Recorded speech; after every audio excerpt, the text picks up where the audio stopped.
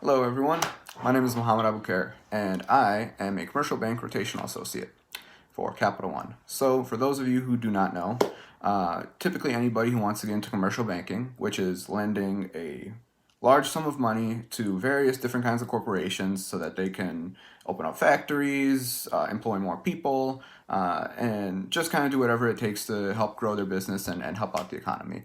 That is called commercial banking. And to get into this field, you typically apply right out of college to go into a rotational program where you get to rotate through different segments of the bank and eventually accumulate enough skills where you can take it into a permanent role with that bank or another bank, and it'll help you propel your career in a much, much faster rate. So today, I'm actually here to talk to you about the application process, resume writing, and any tips that I can give you that can help you get ahead. So I think I'll start off with resume writing. Now, personally, when I first started writing resumes, I was a first generation college student. My parents didn't go to college. I was the first one. So I had absolutely no clue what I was doing. So my advice to you guys would be go and reach out to as many different people as you can to get their feedback, give them your resumes, and see what they have to offer you in terms of advice. That'll give you a solid foundation to go forward. The advice that I would give in terms of what's important for a resume, the first thing that you're going to want to give is your contact information, obviously, because if they like you, how are they going to give you the job if they can't reach you? Then you would go down and you would list your education. This is particularly important for young college students. This is coming from a background where you probably don't have very much job experience in the job that you're applying for, seeing as it's entry level. So highlight your education, maybe some classes that you took that are really valuable. Definitely highlight your GPA, especially the higher the better, obviously, as well as any extracurriculars, any groups that you led, any instances of leadership that you've shown throughout your college experience. I would actually even take the extracurriculars and leadership roles that you've taken and put that in its own separate category called extracurriculars or something like that.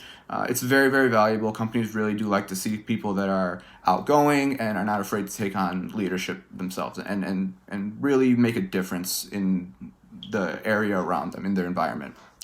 The second area that you're going to want to tackle, even though you don't have a lot of experience yet, you are going to want to list some experiences. So that's internships, summer jobs you might have taken, anything that you possibly can to put on there to show that you have gone above and beyond during your time in college.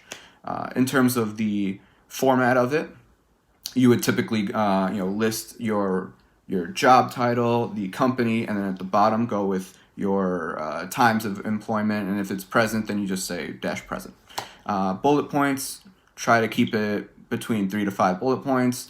You really shouldn't have one particular role having like 3 bullet points and the next one having like 8 bullet points. It doesn't look good to the viewer.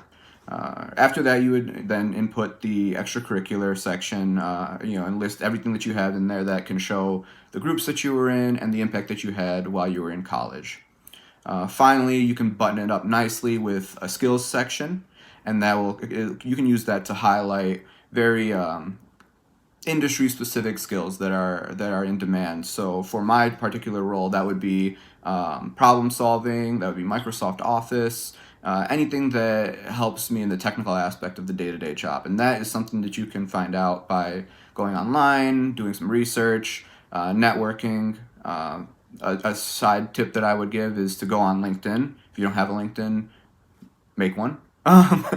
And then just find different people in the different kinds of jobs that you like and reach out to them and just pick their brains. And you'd be surprised how many people are eager and happy to help out younger people that are trying to get into their jobs. They very, very much appreciate the opportunity. So you've made your resume, and lucky enough, you're now starting to look for a job. So the first thing you're going to want to do is you want to go online. Many schools have things like Handshake, for example, that will show you different job openings across different fields, and you'll go and you'll apply online. You will submit your resume, and you'll also submit something called a cover letter. So the cover letter is basically just you being friendly and explaining why you think that you are a good fit for this role. The most important tip that I can give you about the cover letter is remember who is reading it. That's I could probably almost leave it at that. Just remember your viewer's point of view. I guess a good way to put it is, what are they looking for? What is their problem? And how can you solve that problem? That's how you should be thinking about writing your cover letter. So then you're going to get to this stage in the interview process, which is the first round interview, and that is more often than not a phone interview or a video interview, one of the two. You could be doing like a higher view, for example, if it's a video interview, which in that case you'll be presented with questions on the computer, and you just will answer the questions as they're posed to you. On a phone interview, you will be talking to an actual live person. And I would like to, again, emphasize the thought process of, what does this person want? What is this company? What are they really interested in? What's their problems, and how can I solve their problems?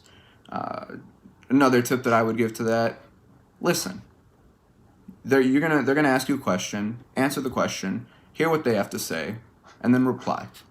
You'd be surprised how often so many people will call in and talk the entire 30 minutes and then wonder why they didn't get the job. And it's because, nobody is going to, look at someone and only listen for 30 minutes and think that they're the right person for the job. So those are some of the tips that I would give towards that. So you've made it past the first round interview. Now you are either going to be in a second round interview, which could be pretty similar to the first round, which a lot of the same tips would apply, or you could be in an in-person interview, which is obviously very different. Dress to impress, obviously. When you come in, smile, shake everyone's hand, make eye contact, listen thoughtfully, and be excited. It's you're probably going to be very, very nervous, but realize that the fact that you have gotten to this point means that you are at least somewhat qualified for this job. So use that as motivation to kind of give you in a positive, feel-good mood, and remember that people are applying from all sorts of different backgrounds, but a lot of them have studied the same majors. A lot of them have studied the same general classes that you have. So the number one thing that you have that differentiates you is your personality. So reach out to them and have a good two-way conversation with them. You'll be surprised how far that can take you in the interview process.